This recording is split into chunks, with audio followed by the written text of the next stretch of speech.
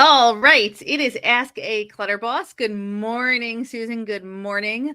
It is Tuesday, the 24th of whatever month it is, September.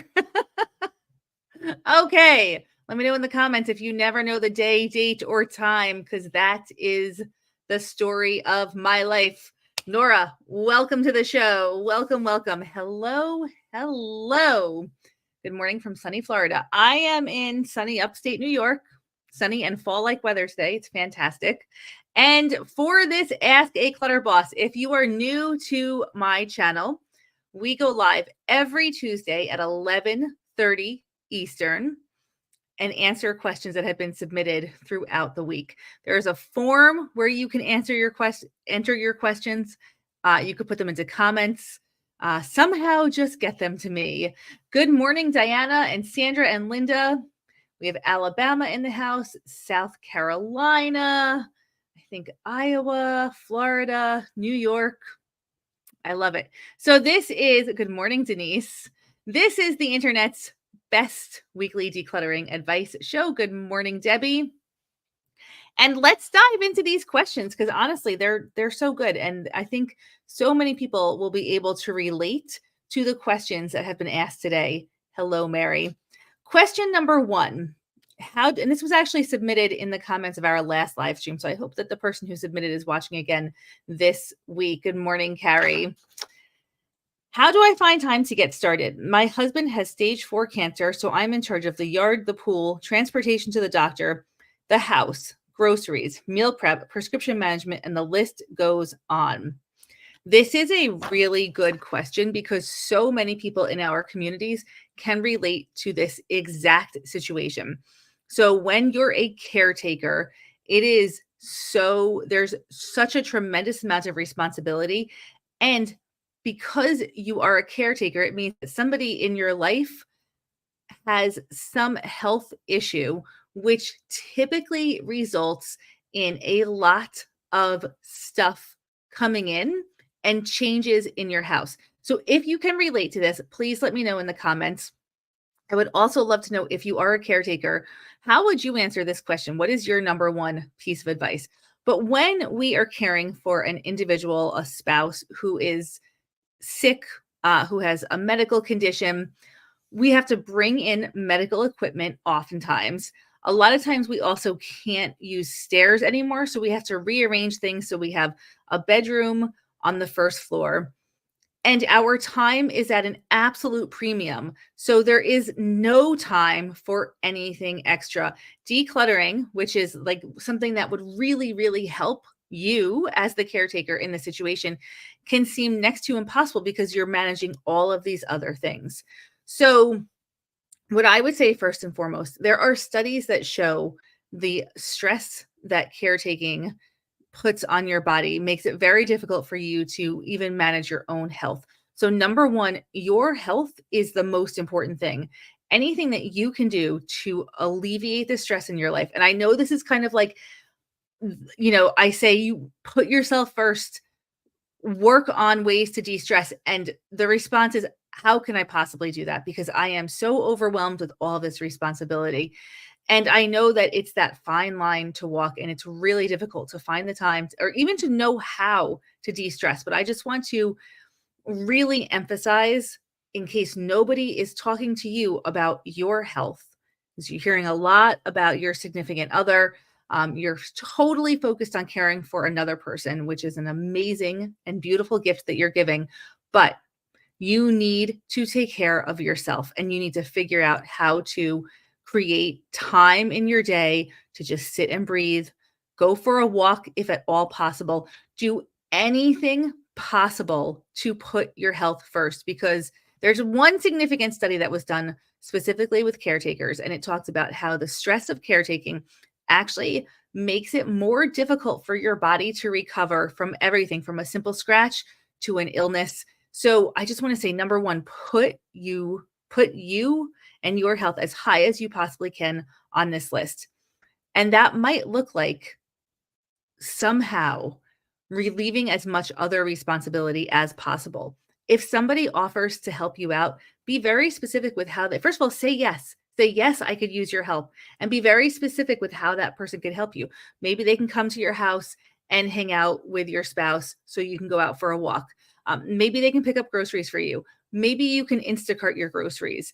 Um, just really be as ruthless as possible with eliminating anything extra from your list of things to do because there's so much going on right now. And then maybe you can find small moments of time that you can start to declutter. I mean, getting started is so hard and it's so much harder when you have all of this extra on your plate. But decluttering your house and having a sense of organization and calm is going to go so far for your mental and physical health. And it also could possibly create a safer living environment for everyone in the house. So I think it definitely should be a priority, but I would say start small and try and be consistent with just a little bit of action every day. Also be ruthless about not bringing stuff into the house. There's going to be enough flowing in as it is.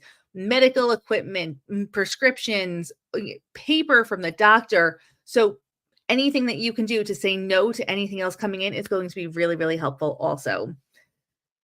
Very difficult situation. My heart goes out to you and to all of the other caregivers who are in our communities. Just know you're not alone. You're not alone. Your experience is something other people around our world are experiencing, and there is at least that, knowledge that you're definitely not alone. If you are struggling as a caregiver, and you just need a little bit of support, you need somebody to listen, head over to our Facebook group. It's all Clutter. It's a free Facebook group. You will find so much support in there. Hello, Allie and Vicky and Linda and Mitzi and Denise and Marie and Heather and Carrie and Mary. Hello, hello, hello. Good morning. Good morning. All right. So now if you are is it caretaker or caregiver? I guess it's caregiver, right? That's what I suppose you could use that interchangeably, but I think it's caregiver. If you're a caregiver, you've had that experience, please let us know in the chat, what is your number one piece of advice for somebody else who's going through this right now? Okay, question number 2. We had 2 questions this week. This is the second one. I love this question.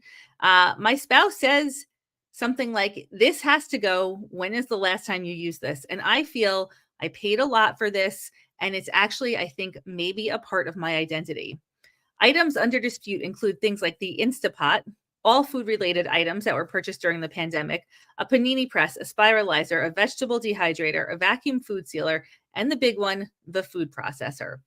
Okay, so this is a tricky one, and it's tricky because when somebody else in your house is really pressuring you to let go of stuff, it makes us almost hang on to things more tightly. So I want you, if at all possible, to not listen to your husband in this case, right? Just kind of like take him out of the equation and think about, for you, what makes the most sense.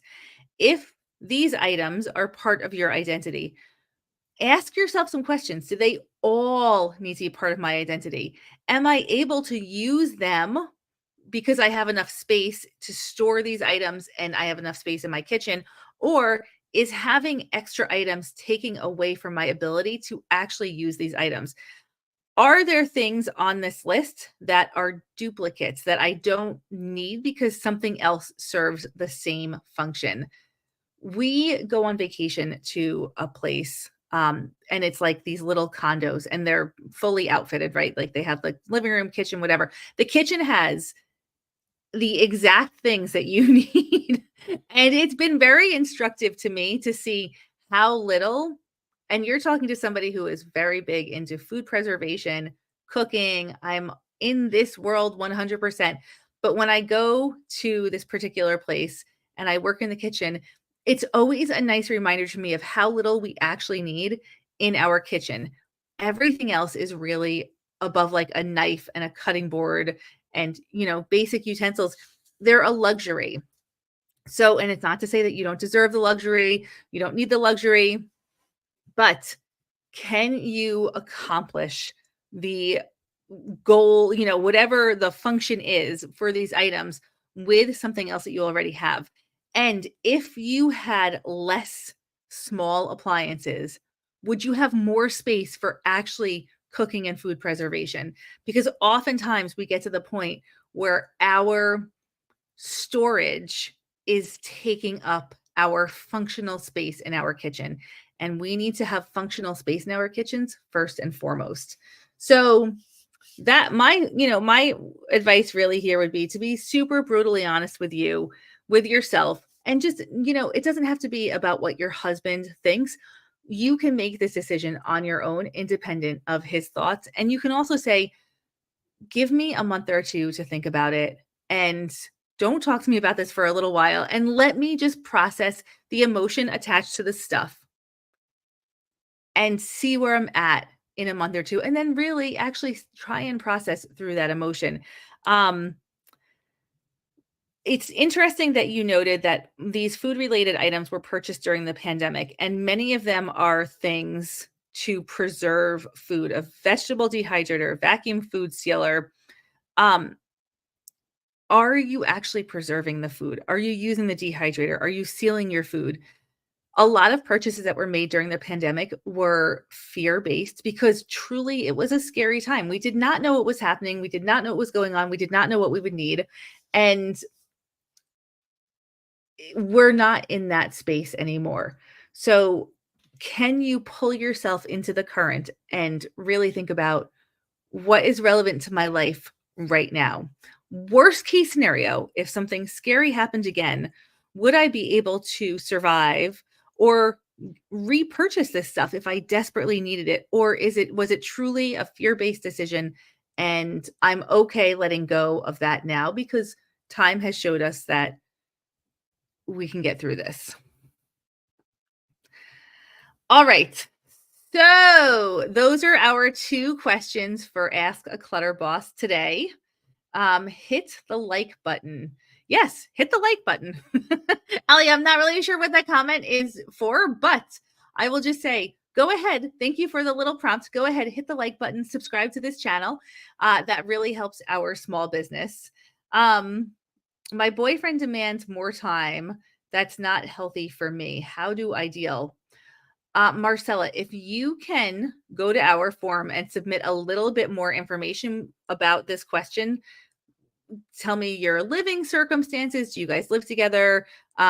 Just kind of give me a little bit more background. I would be able to answer it much better then. I will drop the link to the form in here in a little bit. Actually, I wonder if I can post a comment from here. Well, okay, I'm not going to try and figure out that tech situation right now because that could just be a disastrous road. So I will look forward to answering your question next week.